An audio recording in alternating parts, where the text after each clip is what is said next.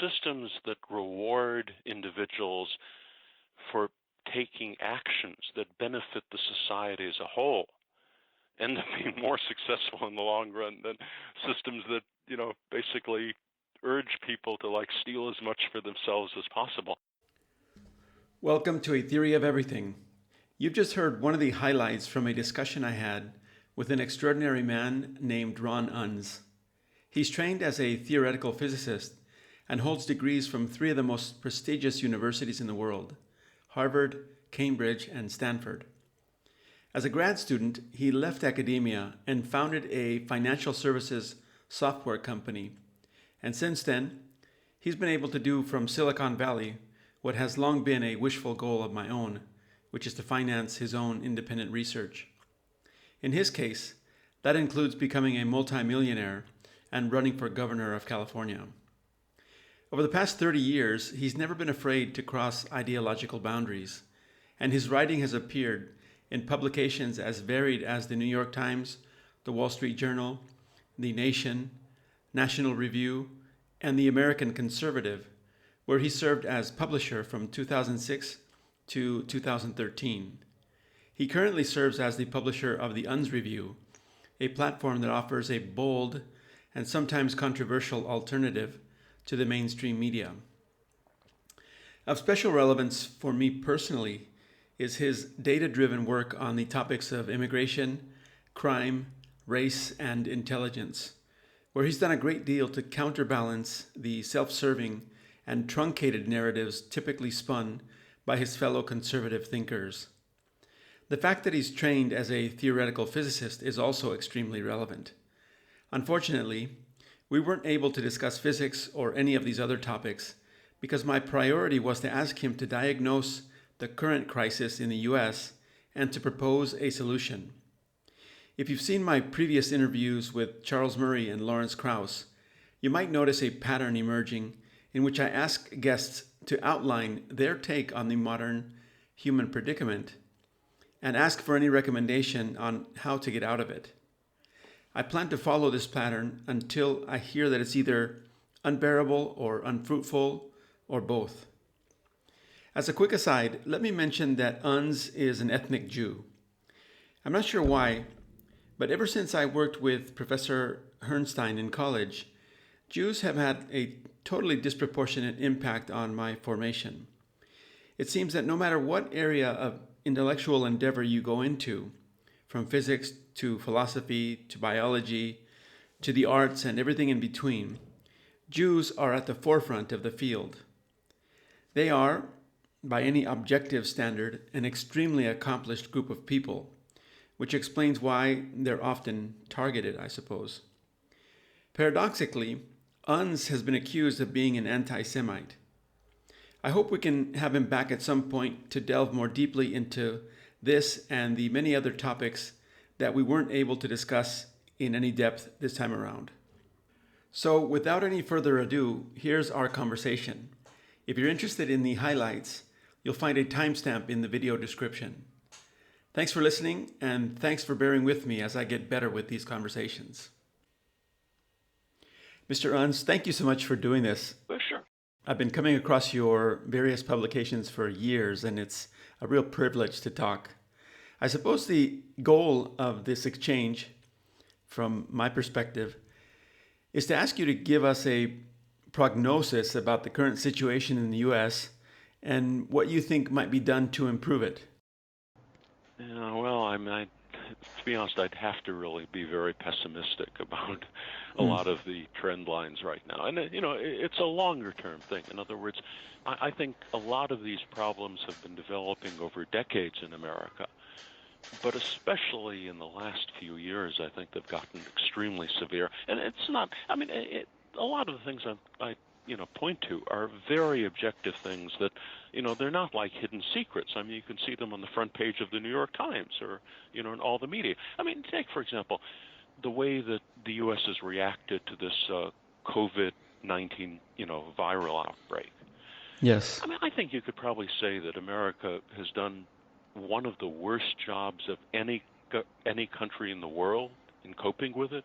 I mean, it's been a total disaster. Already, I think something like 140,000 Americans officially have already died from it, and a lot of the better estimates are that's probably a, 30% underestimate. So I mean, basically, probably close to 200,000 Americans have now died of this viral outbreak, even though we as a country had all the advance notice. In other words, you could say, for example, when it first broke out in China, suddenly a new disease, totally unknown, appears, with absolutely no warning.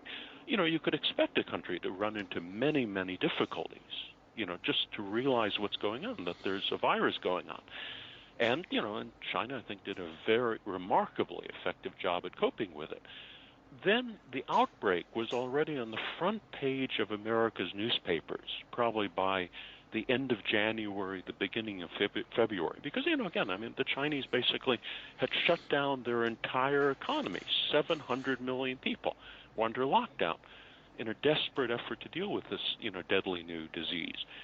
And, America basically paid no attention to it, took very, very few precautions against it spreading here. And in fact, the Chinese published the DNA of the virus. I think it was probably mid-January, mid to late January, when they released to the world the exact DNA, which would allow everybody to produce tests to, for example, see whether somebody had the virus or not. And the Europeans developed a test very quickly, I think within a few days of the DNA being released. And America basically did nothing. I mean, the CDC fell down on the job. I don't think we had a test available for a month and a half later. And so we weren't doing any testing. And, because the virus was spreading into the United States without the government having any test kits available, it spread into New York. It spread into other parts of the country, and I think the figure was like something like 30,000 people died in New York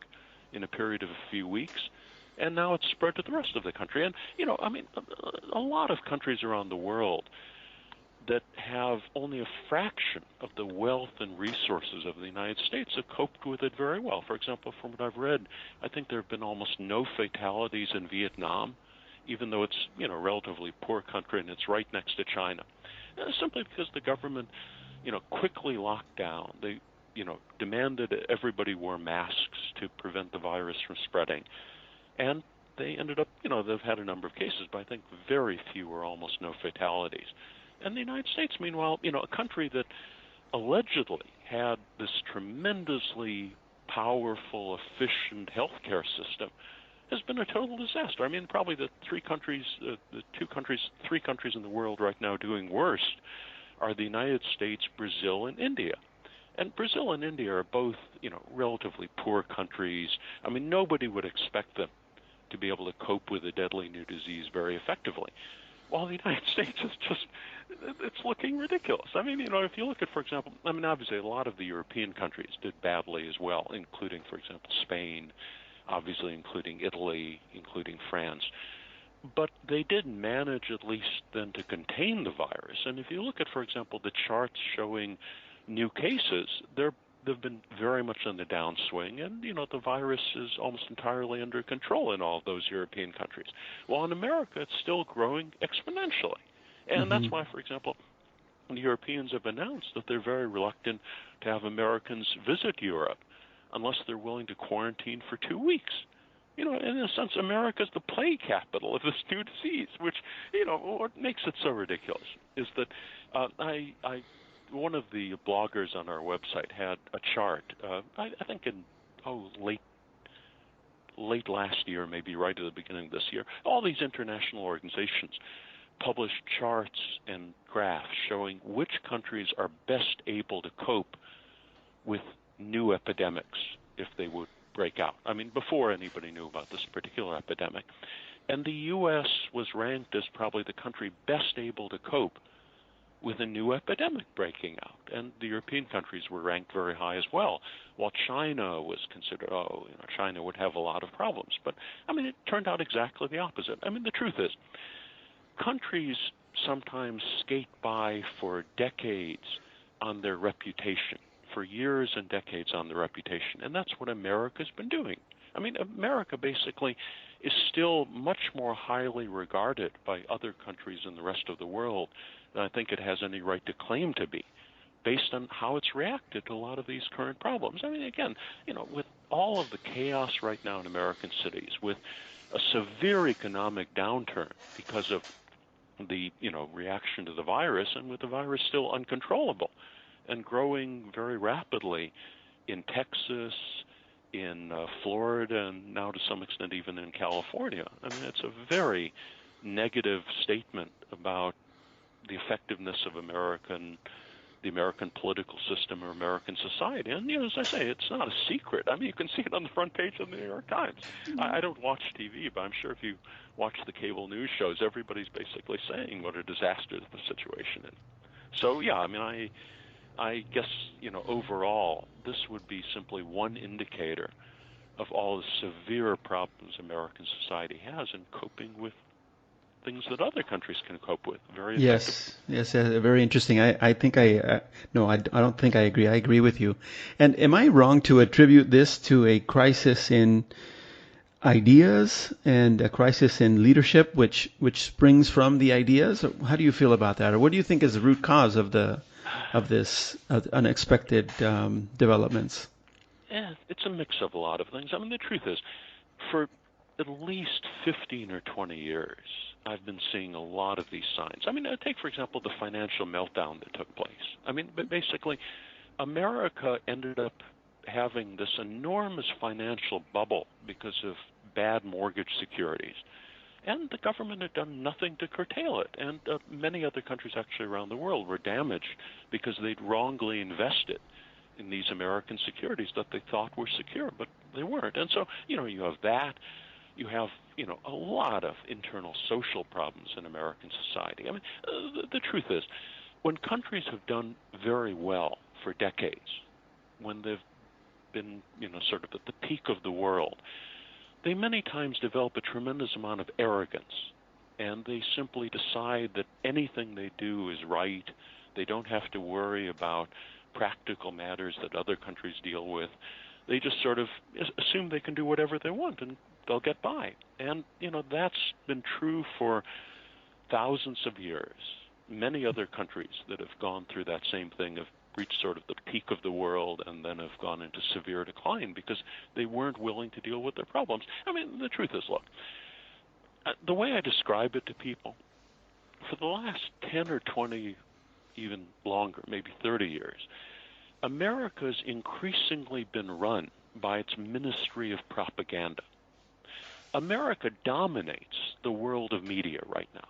In other words, most international media is very heavily dominated by American media. Either a lot of it is owned by American companies or it's very heavily influenced by American companies.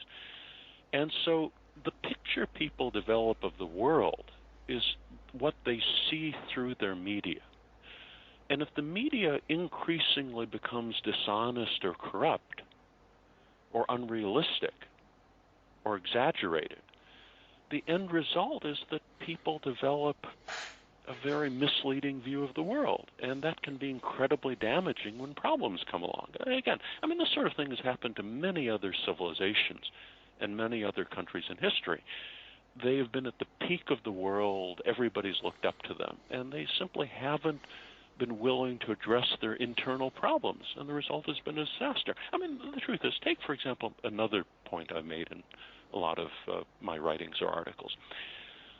Just like you had all those international standards that said that America was the country best able to cope with any new diseased epidemic that would occur, and turned out to be extremely unrealistic, you have many similar standards that claim that, for example, America has a very low level of internal corruption.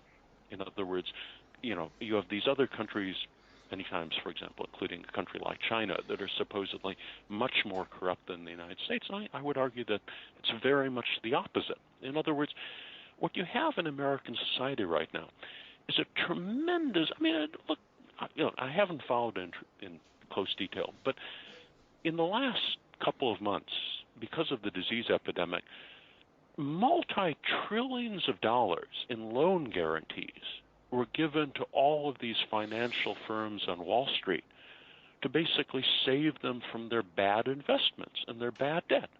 And, a small fraction of it then was given in sending out free money to small American businesses.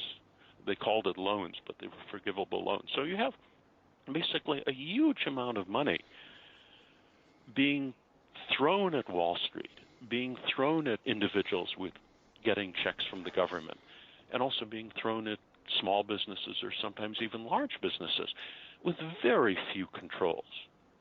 And so the only reason that works is because the U.S. dollar is still the reserve currency. In other words, we have a gigantic budget deficit, a huge trade deficit, and we import most of our consumer goods. At some point, people will simply become less willing to send their goods, to send their resources here in exchange for dollars that we print randomly and freely. And at that point, Americans are going to become an awful lot poorer. I mean, basically, the U.S. dollar, I think, will end up collapsing. And when it collapses, a tremendous amount of poverty, unexpected poverty, will be inflicted on ordinary Americans because basically the cost of the goods we buy from around the world will suddenly be much higher, and we don't produce those goods anymore. So, I mean, a lot of the things I'm saying, again, are not secrets. People have been complaining about them and warning about them for 10, 20, even 30 years. But at some point, the music stops, and then you end up in severe trouble. And just like, for example, with the mortgage meltdown, about a dozen years ago when it took place. For years, people have been warning about an overinflated financial bubble. And they'd been saying at some point it'll collapse and do a tremendous amount of economic damage. And it didn't happen one year, it didn't happen the next year, it didn't happen the third year. And then eventually it did happen and inflicted a tremendous amount of pain on the ordinary American population. So I'm afraid many of the things I'm talking about right now are quite likely to happen. Whether they happen in the next year or in the next 5 years or America gets by longer, I can't say, but I think the trend lines are extremely negative. Yeah, very interesting. I think I agree with you. Well, talking about predictions, you may remember that I mentioned that I studied under Richard Herrnstein at Harvard. He's, of course, the author of the famous bell curve, along with Charles Murray. And when I first met Professor Herrnstein, I actually met him walking across the yard, and there was a protest taking place. And so I stopped just for curiosity, and I was told that why he was so controversial and whatnot.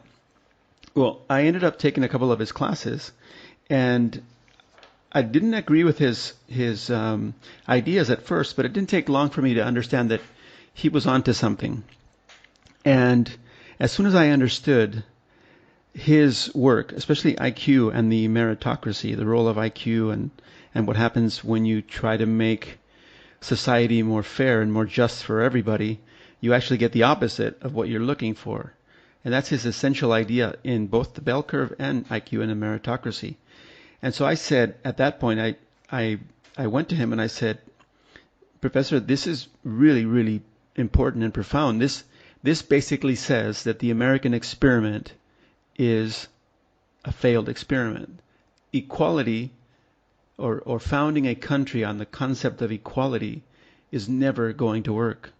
I said, this is a profound problem. And I asked him, what can we do about it? And I suppose that's my main question to you today.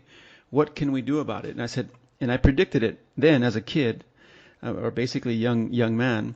I said, there's no way that this can survive. You can't build a country based on the concept that everybody is equal.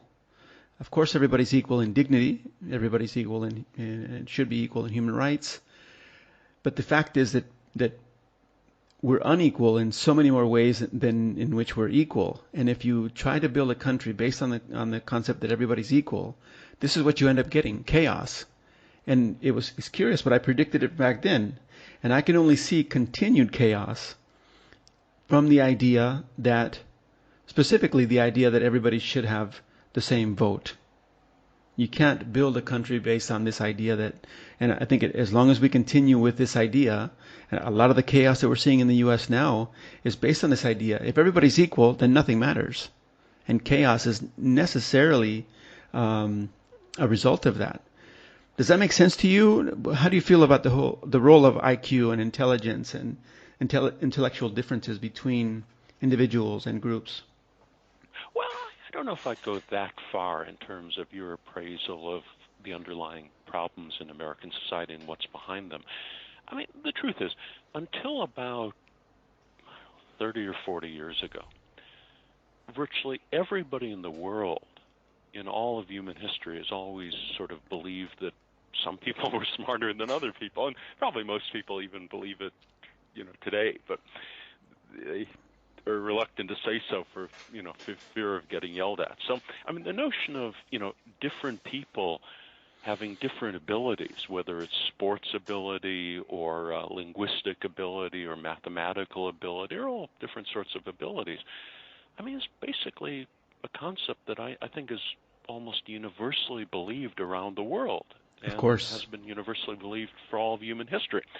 And the truth is, it was certainly believed by the overwhelming majority of Americans from the beginning of our history, just along with everybody else in the world. So, the fact that Americans believed in the reality of human differences, and America still, believed in democracy. I mean, we had, a democratic system, and it really became more and more successful over time, I think argues that the fact that human differences exist and the fact that the American system uses a more democratic approach to things aren't necessarily as fatally flawed as you might have been suggesting. In other words, the truth is America has done very well as a country.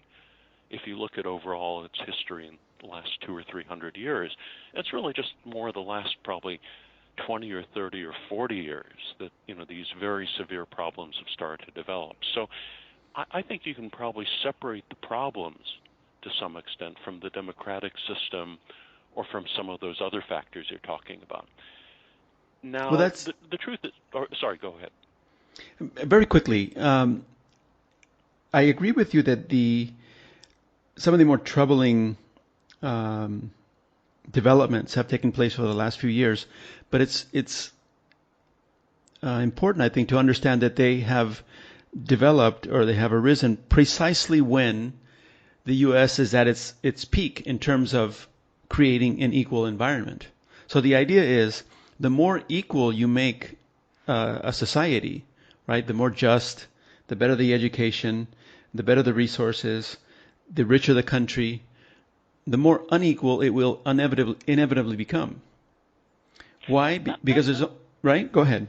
Oh, sure. Oh, no, exactly. I mean, it's certainly true that so long as you give individuals more of an equal opportunity to advance, that will generally benefit, whatever the smarter, harder working ones much more than if they were prevented from moving forward. And that's the problem, no? That's the problem. Well, but here's the thing, and that relates to some of the analysis that I've done in some of my writings. There's a perception that America today is much more of a meritocracy than it was 50 years ago. And I don't know if that really is correct. In other words, when you look at, for example, that long article I wrote about 7 or 8 years ago, The Myth of American Meritocracy, dealing with admissions to, elite universities, I really think that in many ways the meritocratic peak probably was 30 or 40 years ago. And to some extent, meritocracy, at least in terms of the business world, in terms of elite admissions, have probably declined. In other words, I think there's probably a lot more what might be called favoritism or corruption today in terms of elite university admissions, in terms of access to the best jobs at the most successful companies than there would have been in the past. In other words, take, for example, a lot of what you see today. I'm not really part of Silicon Valley in terms of the venture capital world or that sort of thing, but I obviously know about it just reading what I read in the newspapers or magazine articles. And there seems to be a tremendous amount of reliance on connections or links or favoritism in terms of who gets funded and who doesn't get funded in a lot of these things than there might have been, decades ago. And that is certainly true, and that's one thing I think I fairly well established with some of my analysis, that, for example, university admissions in the United States to the top elite universities, which is, what gives you an inside track to go to the top Wall Street firms or the top places in Silicon Valley, the sort of what really puts you sort of a leg up in terms of reaching the pinnacles of our society, at least in the economic or political world. A lot of those university admissions are much more based on what really might be called corruption than they are in many other countries around the world. I mean, again, China is a really interesting point because China seems to have a very, very, very meritocratic system of university admissions. In other words, there's a standardized test that everybody takes, and the students who do best on the test basically are the ones who get admitted to the most elite universities and receive the prestige as a consequence. And they're really, I mean, for example, the number of, I'm not saying it's impossible for Chinese whose parents are very, very elite, say top government officials, possibly to get a leg up. But the number of university admissions in China that are determined by something other than objective merit is very, very small compared to the United States. Mm-hmm. And here you have such a complex and corrupt system. I mean, you probably have seen all those stories, the sort of scandals that developed in the last few years about people paying, wealthy individuals paying enormous bribes to have their children falsely classified as Yes, I've seen those. stars, Yes, I've right? seen those. Or, for example, to have other people take the tests for their children. I mean, it's a very, very corrupt system. I agree. I agree with you. It's rampant. It is rampant. And it's probably more corrupt than most other developed countries in the world. In other words, I can't really say about all the European countries, but the ones, for example, that I've looked into seem to still have much more of a meritocratic system in terms of elite university admissions than the United States. Well, again, when you really just look at it, it's such a sort of complex mishmash. In other words, it's not that people basically get admitted only because their parents are very wealthy. It's a mixture of their parents being wealthy, or their parents being celebrities, or their parents being sports stars, or their parents bribing the right person, or, all sorts of different things, including, obviously, race-based affirmative action, which is another sort of corrupt system. But the one thing you can say about affirmative action is that at least the universities publicly declare that they support affirmative action. So in other words, they're not hiding it. They sort of announce it. They brag about it. While these other things are basically just total corruption. I mean, it's sort of, it's just a strange system. And, when you look at it, the fact that, for example, so many American political officials are involved in activities that would be considered corruption in most places in the world. I mean, again, lobbying is really a form of corruption. In other words, if you want the government to give your company a favor or do something for you, you basically go and pay a lot of money to somebody who's connected to government officials. And mysteriously you get those favors, you get those benefits. And, so it's really just a system of quasi-corruption. The whole thing about it is the reason countries are hurt by corruption is not so much the unfairness of people not getting the benefits that go to other people who bribe the right official. It's because the end result damages the entire society and makes it less efficient. And that, I think, is a perfect factor behind what's going on right now with America's incredibly incompetent response to this new, viral epidemic, and to so many other things going on. In other words, you have a system that over the last couple of decades has quietly become more and more incompetent and corrupt, with the incompetence and corruption covered up by the fact that the media doesn't report it or pretends that it isn't there. In other words, basically the media announces that America is one of the least corrupt countries on earth, that we're very effective, that we have the best of this, the best of that. And since American media dominates the world's media with Hollywood and with, the news media, most of the world also believes the same things, even if they may have been true 30 or 40 years ago, but I think they're much less true today. So the end result, you have a society right now that's gotten more and more corrupt and incompetent. And, the whole thing about a disease is, you see, if you control the media, you can sort of persuade people to believe in something that isn't true, but you can't persuade a virus of that. So in other words, the problem is the media can say that America has an extremely efficient healthcare system, but the virus doesn't care about the media. Yeah, that's right. So Right. we've now had 150,000 or close to 200,000 people die, and it's going more. So it's the sort of thing.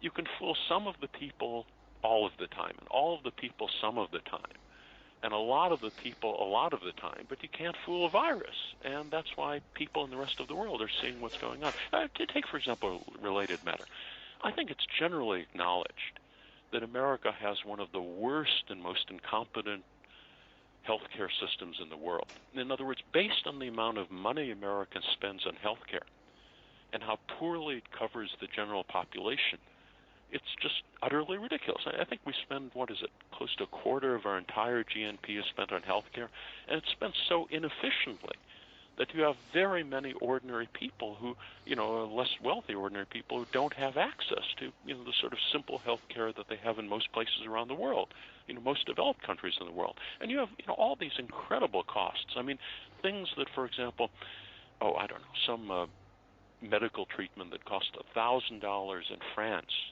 when people have to pay for it might cost $20,000 in the United States because, all the companies are basically gouging the insurance companies. And the insurance companies are gouging the public and the businesses that, pay them. And it's just a very badly designed system. It can't even cope with a viral health outbreak. So, the whole thing about it is, as corruption gradually builds up, it can become more and more severe. And then at some point, suddenly the world discovers how bad it is, which surprises them. And then... Which is what's happening now, no? Exactly. Yeah. I mean, just to give an example, back about, it was 10 years ago or so, I actually wrote an article pointing to, you may or may not remember, but there was a big scandal regarding Chinese melanin. In other words, baby food was being contaminated with a plastic substance. Yes. And also the same thing, for example, pet food that was being imported from China had that plastic contaminant. And it was, hugely played up by the American media. And the truth is, it was a scandal in China. I mean, there were some very corrupt individuals involved paying off government officials. And I think the total was that something like 6 or 7 Chinese children died in the whole country because of it. And hundreds or even maybe thousands more were, ill for a while, but they didn't die. And a lot of people were put in prison, and I think even a couple of government officials were executed who'd been taking bribes to allow that to happen. So, it was obviously a very serious scandal.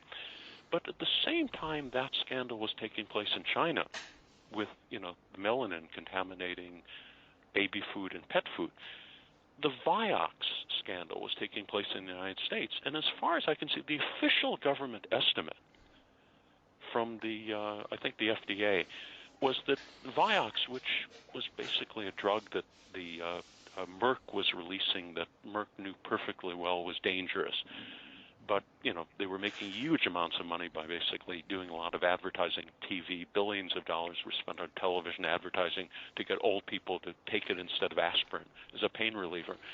And the official FDA estimate was that tens of thousands of Americans died prematurely. They were killed by Vioxx. And if you look at the mortality figures at the time, which I did, the figure actually may have been more like hundreds of thousands of Americans dying because of Vioxx.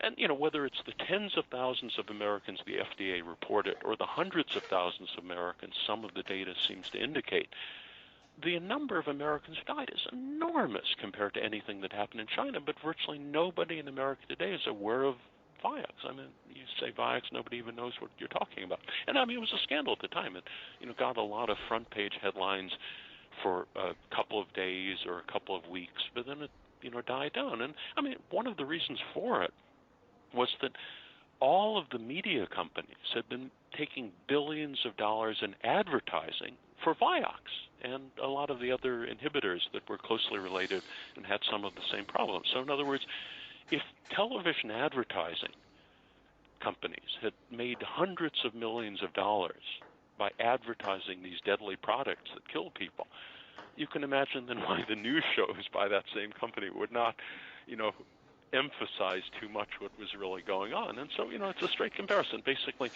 6 or 7 people die in China, and there's a huge government crackdown, very harsh crackdown because of the products being dangerous. While in the United States, at least tens of thousands of people died from it, and nobody was ever punished. I mean, basically, the CEO of Merck took early retirement, and I think he ended up with hundreds of millions of dollars he'd made while he was the CEO because of all the profits from the company in selling Vioxx during its peak period. And then I think Merck and the other companies settled with the trialers. There was a big lawsuit, and I think they paid a couple of $2 billion in damages, which was a fraction of the profits they'd earned. And nobody was ever punished. So, there was no incentive to prevent people from doing something similar in the future, which, as you see right now, is, directly relating to some of our current problems. Yeah, well, I definitely agree that the level of corruption and hypocrisy is really scandalous. Here's how Professor Herrnstein would respond to this, and I think it's a compelling response. So I'd like to hear what you think. Sure. We agree that the level of corruption is unacceptable, and it can be improved. But here's the paradox. To the extent that it is improved and we reduce that corruption, it actually increases the divisions in society. Or there's no compelling reason that I've known or I've come across to suggest that if we could completely eliminate that corruption, say the lobbying or whatnot, that society would come together or unite. And I think there's compelling reasons to believe that society would actually be even more polarized than it is now. And the reasoning is this: because intelligent people are able to respond to their environment in a way that is more beneficial to them personally, they're always going to create a system that is more beneficial to them and people like them than people at the opposite end of the talent spectrum. So if you eliminate the barriers to that kind of fluid movement in society, fluid movement based on talent, the corruption, the rich parents paying for their kids to get into Harvard, etc., and you really let talent take over, there's no reason to believe that we're going to come together as either as a species or as a country. And it seems to me this is a very compelling response. In any case, that's the one that moved me as a youngster to say, this is a big problem. And what are we going to do about it? Do you have any reason to believe that, okay, if we got rid of the lobbying, if we got rid of if we put really honest people in admissions at all the elite schools, and we put really honest people in Silicon Valley, do you have any reason to believe that we would somehow act to favor the least intelligent? No, I'm not saying, for example, I certainly think a country will run into very severe trouble if it tries to make everybody act absolutely equal in outcomes. That was the reason, for example, one of the factors behind the old Soviet system never working. In other words, paying everybody exactly the same money, whether they're good at their job or not good at their job, so everybody gets very lazy and nothing gets done. So, exactly, certainly there would be differential returns for people who are very smart or very effective at what they do, or very good at some skill or talent. But I don't know if that necessarily would be fatal to a society, so long as it's run in a more sensible fashion. To give you an example, when you look, again, China is a good counterexample. China seems to have a much more meritocratic system than the United States does. And obviously some Chinese people are much smarter than other Chinese people. Some Chinese people are better at one thing than others. But the overall government ensures that, everybody moves forward as well, so that some people may move forward more rapidly than other people. But the society overall moves forward, and basically ordinary Chinese workers, the average ordinary Chinese worker, has basically been doubling his income, his real income, every decade for the last 30 or 40 years. So, the truth is, if you have a situation in the United States where some people make an enormous amount of money, while most ordinary people are still doing pretty well, there probably would be less resentment than in a situation where a lot of ordinary people are desperately poor and you have a few people making an enormous amount of money. I mean, the figures, again, the statistics float around, and they're all sort of a little bit vague, and people can argue about them. But, most of the estimates are that something like half of the American population right now has less than $500 in available savings. I mean, they're living right at the edge, which is why this lockdown was such a disaster. They had no savings to fall back upon. Sure. And I think that sort of incredible level of poverty and impoverishment is something new in American society. Since, you were an undergraduate at Harvard, you must have known a scholar named Nathan Glaser. Rings a bell, but I don't remember his ideas. I actually was friendly with him. He passed away about a year or two ago, but he was a professor of sociology. He was really quite elderly. I think he was about 95 or something like that. And one of his co-authors, you may have heard of it, Pat Moynihan, the senator. Of course, yes. All right, exactly.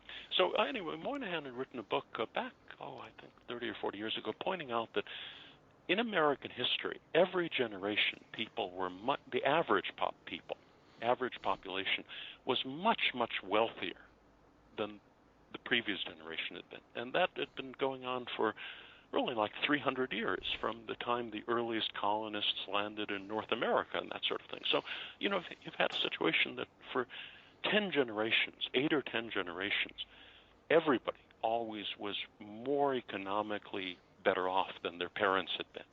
And suddenly that stopped. That stopped basically in the last 30 or 40 years, depending on how you count it, maybe even a little bit longer than that. And that situation, I think, is why there's so much unhappiness and dissatisfaction in the United States. I mean, take, for example, this crazy thing where, the vast majority of people are tremendously deeply in debt right now because of credit card debt, a student loan debt. I mean, I think student loan debt is now up to 1.5 trillion or some crazy figure, and you can't even discharge it in bankruptcy. So you have a huge number of people right now, especially the younger generation, people who are in their 20s or 30s or maybe even now into their 40s, who find it very, very hard to ever hope to buy a house, to, really sort of... it's tragic. It's tragic, They have a hard time even, getting married or anything like that. And they're desperately poor because they have no money and they're very heavily in debt. In fact, I remember I was talking to some journalist, I think about a year ago, and there had been a little bit clip in the paper about a couple here in Silicon Valley who decided to go homeless. They basically were going to live out of their van. That was a couple of years ago. And they were going to do it so that they could save up as much money as possible. Now, you could imagine 30 or 40 years ago, a couple desperately trying to save every dollar in that sort of way, sacrificing today so they could save enough money to have a down payment on a house they were going to buy. I mean, it would be extreme, but at least you can imagine it. But they recently were going to be living out of their van was to save up enough money to pay off their student loan debt. Yeah, it's awful. It's awful. I mean, that's ridiculous. Yeah, it's awful. What I'm saying is, America was, I think, much more meritocratic in the sort of Herrnstein way you're talking about 30 or 40 years ago in terms of elite admissions to universities and probably even to some extent moving up the corporate ladder than it is today. And people didn't have these terrible problems of poverty that they have today. I mean, I think it's more a function that when you have a sufficiently corrupt system and you have government officials, basically elected officials, who do more what the lobbyists or what some of these corrupt industries want them to do, you have more and more money being siphoned off, which means less money for ordinary people. I mean, basically, so much of what would have normally gone to pay in the last 20 or 30 years has gone to healthcare costs. I mean, people right now, if a lot of what a business pays goes to cover the healthcare of their employees, it can't go to the employees' paychecks. Sure. And the result is basically the people have empty wallets, and so they have to spend money on credit cards to, try to buy what they want. So, I mean, again, the inefficient sectors of the American economy, whatever you want to call them, the corrupt, inefficient sectors, which would be the healthcare sector compared to the rest of the world, and I think largely the financial services sector with, a massive amount of money being made by persuading people to take out loans and then charging them higher and higher interest. I mean, those sectors of the American economy are simply not productive. And they have been becoming larger and larger sections of the American economy. I mean, it's a classical parasite situation. In other words, when you have some poor cow that's infested with tapeworms, the tapeworms are drawing off more and more of the cow's nutrition. So the cow basically gets thinner and more miserable because the food is going to the tapeworm rather than the cow. And so you have very large sections of the American economy that are basically just parasitic, corrupt and parasitic. And that's where the money is going. So, I'm not saying, look, the truth is, China is doing many things so remarkably well that I think even if America had avoided all of these problems, I think China would be well on its way to becoming at least as successful as the United States, and maybe even more so since it's so much of a larger country. So it's not that, if America had avoided these problems, we would have always stayed number one in the history of the world. But the truth is, it would have been a much less extreme situation than we're facing right now. I mean, the truth is, if you run a grocery store on the corner, and a new grocery store opens a few blocks away, and it's a very well-run grocery store that has great products, you're going to be hurt a little bit. And so, China is that new grocery store. In America, it certainly would be relatively suffering a little bit because of the competition. But that competition is much worse if your grocery store is so badly managed that the employees are constantly stealing from it, that, basically everything's lying in piles on the floor, the products are no good. And that, I think, is really, the problem America's facing right now. In other words, it's not that America has gone into a relative decline compared with China, which probably would have happened in any event, but it's more that it's gone into an absolute decline, with people basically, the whole country is impoverished. In other words, half the country has less than $500 in savings. Everybody's constantly worried about breaking their arm or their leg accidentally and being bankrupted by the costs. I mean, we have, there's that opioid epidemic, which the government hadn't even paid any attention to for 15 or 20 years. I mean, a huge rise of the death. I mean, that's actually a useful thing to point to. Yes. White life expectancies in the United States, especially working-class white life expectancies, have been dropping dramatically in the last 15 years, and nobody even paid any attention to it. I mean, basically, people are dying younger and younger, which is unprecedented, both in American history and for most other developed countries around the world. It's certainly not true, I think, in most of the European countries, and absolutely not true in China, and it's not even true with most third-world countries. So, the fact that life... sorry, go ahead. It's very refreshing to hear you talk about these things, because I think many people agree with you and see the problem. And we're both libertarians, or at least libertarian leanings philosophically. So if I could ask you now, transition to the solution. What do you think is the solution? What's the way out of this? Well, that's actually a much more difficult problem. And to be honest, I'm not really... I mean, if somebody wants to call me a libertarian, that's fine. But I don't know if it really would be the most accurate, accurate sort of description of what I would believe. But I mean, I think, it's very difficult to say. I mean, the political system is so sort of jammed up right now. I mean, take, for example, Donald Trump's election. I mean, the truth is, Donald Trump really is something of an ignorant buffoon. I mean, he says lots of ridiculous things. And, when he was everybody was surprised he got the nomination, but it showed the tremendous hatred ordinary Republican voters had for the establishment wing of the Republican Party with all of those candidates. They despised them so much that they voted for this guy coming from nowhere. And then once he got the nomination, I think Hillary Clinton outspent him by, I think, $1 billion or $2 billion. She had massive advantages in advertising. She had the support of probably 99% of the media, 98% of the media. It seemed utterly impossible that anybody with massive advantages in paid advertising and with gigantic, overwhelming media support could lose to somebody who'd never even held office and said all sorts of random things all the time. But people, most ordinary Americans, were so incredibly dissatisfied with what had been going on in the country, despite the media telling them otherwise, that they ended up voting for Donald Trump, and they got elected. And now, there's still a lot of dissatisfaction because Trump basically hasn't really solved any of the problems he was complaining about. So I'm not sure what will happen this time. But, the thing is, the fact that Donald Trump got elected is, I think, proof of just how incredibly dissatisfied most ordinary Americans are with the way the country's been going in recent years. In terms of how I would solve it, it's a very difficult problem. I mean, again, take democracy, which is one of the issues you raised at the beginning.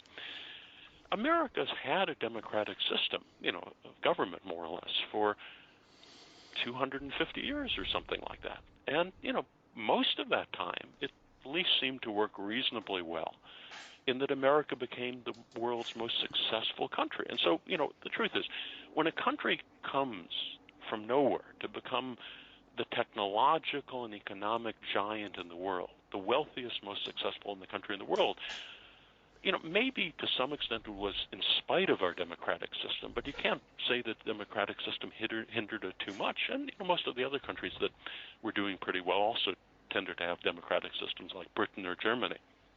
So I don't know if you can really blame the democratic system that much, but the truth is our democratic system in the last couple of decades has become extremely corrupt and log-jammed. And how you solve it, I don't really know. In other words, take, for example, these elections we had. There really was a lot more popular support in some ways in the Democratic Party for Bernie Sanders, who, had a sort of different approach to things. Instead, basically, the party united to give the nomination to Joe Biden, who, by many accounts, is basically on the verge of senility and, sort of wanders off. The analogy I use is very much like what happened to the Soviet Union towards its end. In other words, the Politburo was filled with people in their late 70s, and America used to laugh at it all the time, and that Brezhnev was sort of in a coma, and the other Soviet leaders were just as elderly. And now America is very much in the same situation. In other words, you have Trump, you have Biden, you actually had Bernie Sanders as well, you had Bloomberg. All these elderly individuals, most of whom don't really seem to have an effective solution to our problems. So I don't really know what can be done within the existing American system. I mean, it's a huge problem. I mean, sometimes things just get worse and worse until there's finally collapse, like happened in the Soviet Union. I mean, the Soviet Union had sort of stumbled along for decades with the system working less and less well, with more and more corruption, more and more incompetence, more and more poverty. And then finally it just collapsed. And it wouldn't surprise me if something similar happens to the United States. Well, what's really troubling, I think, speaking about democracy, is the fact that the U.S. is, it seems to me, kind of a preview of what's in store for any democracy once you get to a certain level of development. And once again, I go back to that idea that if everybody's equal, then nothing matters and there's chaos as necessarily. So if it's okay, I'd like to propose some food for thought. It's not going to happen, certainly not in the U.S., and not going to happen probably in our lifetimes. But in terms of theoretical solutions, what I think needs to be done, and I think we can get both sides of benefits of the collective aspects that we're looking for, of a political system looking out for the common good, and also the competitive aspects that lead to, free markets and competition, etc. In my opinion, what we need to, in fact, what we're pushing for from ASEM is discussion of the idea that what we need to do is compete to see what citizens are most willing to commit to the common good in rewarding those who are most committed, the winners of this competition, rewarding them with more authority in collective decisions. So in this way, you have the best of both worlds. You have the competition, because you're competing, but at the same time, you're competing to see who's willing to cooperate the most. So the immediate objection that's raised is, no, because then the wealthy would have an advantage. Well, this we propose to fix very simply by making it proportional, so that a 10% contribution by a very wealthy person would equal a 10% contribution by a school teacher or a police officer. And so the end result would be the best of China while protecting yourselves from the worst aspects of China, and at the same time the best of democracy and capitalism while protecting yourself from the worst of. So you get the best of both worlds and you protect yourself from the worst of both worlds, of the collective aspects and the competitive aspects. So, well, let me ask you your immediate impression of the idea. What do you think?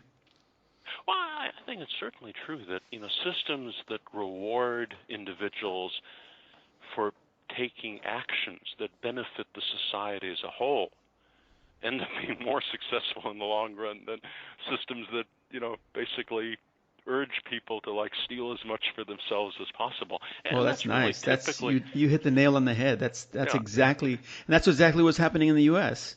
You reward the most talented people, or even the talented / corrupt people, with selfish behavior. That's exactly what's happening in the U.S. Yes. And it hasn't really worked out very well the last 20 or 30 years. That's why, to some extent, traditional religion sometimes has a beneficial aspect. I'm not religious myself. One aspect of traditional religion is that if people believe that their actions will lead to ultimate reward or punishment, maybe they're a little bit less likely to be totally corrupt than they basically just are encouraged to steal as much as possible. And it's, America had been so successful for so long, so rich and powerful, that it obviously takes quite a while for all of these problems, this sort of growing incompetence and corruption, to eat away at the trunk of the tree. But I think we're really, unfortunately, getting pretty close to a breaking point. And, it's sort of, I remember when the virus first started really breaking out in New York severely a few months ago, I was telling people it almost reminded me of the Chernobyl situation in the Soviet Union. In other words, the thing that sort of destroyed the myth of Soviet competence and probably led to the collapse of the Soviet Union was when, the Chernobyl nuclear reactor broke out, and the government covered it up and they handled it very incompetently, and it was a total disaster for the country. And in the same way, simply because when you're dealing with a nuclear meltdown and radiation, even if you control all the media, the radiation doesn't care what you write about in the newspaper. It just, it kills people. And so in the same way in the United States, the fact that basically there's this very obvious, blatant example of American incompetence right now that's sweeping across the country, and who knows how bad it'll get in the rest of this year, I think it may have huge long-term implications for how the rest of the world views the United States, and also how Americans view the government. Because, the truth is, public health is one of the most basic, simple things that every government has to do from the time of the city-states in the Middle East. Maintaining public health is one of the first urgent tasks of the government. And if the American government is so totally incompetent that it can't even maintain public health as well as a sort of fairly poor third world country like Vietnam, people really ask themselves whether maybe severe changes have to be made in the system. And so I think people may be, depending on how bad this gets in the next year, I think this could sort of be something that causes a huge change in American society, though I can't say what direction the change will occur. Very interesting. Mr. Ranz, I want to respect your time. I am so grateful, and I'd like to take this last moment to tell you how thankful I am for the work that you've done for so many years on behalf of so many people, and I think it's very, very interesting. We barely touched on your work. Can you tell us what somebody can do to follow your work, what you recommend, what you're up to these days? Oh, sure. Well, one thing I've been involved in the last few years especially is, since so many of our problems are due to what I regard as the media being dishonest or corrupt on many of these issues. In other words, if people were aware of the problems, they at least have a better chance of solving them. I ended up launching a new website. It's called the UNS Review. It's uns.com. Anybody can go there. And it's an alternative media website, and it specializes in providing convenient access to alternative media of the left and the right, or whatever direction, that otherwise would be ignored by the mainstream media. And we certainly don't guarantee that. My apologies to everybody. We had technical difficulties and lost Mr. Unz for the last part. You can reach his website at www.unz, as in zebra.com. That's going to be all for today. Special thanks to Mr. Unz for his time, and thank you for listening. Until next time, have a good one.